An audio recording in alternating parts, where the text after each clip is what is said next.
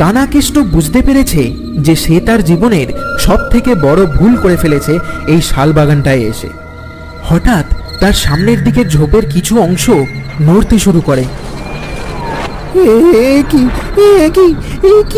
কি নড়ছে ওটা? কে ওখানে?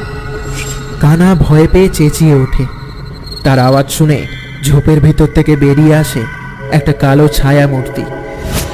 শরীরটা কিছুটা মানুষেরই মতো, তবে দেখে যেন জ্যান্ত লাশ মনে হচ্ছে। বহু পুরনো লাশটাকে কেউ যেন কবর থেকে বের করে এনে এই জঙ্গলে ছেড়ে দিয়েছে। সারা শরীরের মাংস পচে গলে পড়ছে। কানাকেষ্টকে দেখে খুবই ভয়ানক রূপ নিয়েছে এই ছায়ামূর্তিটা।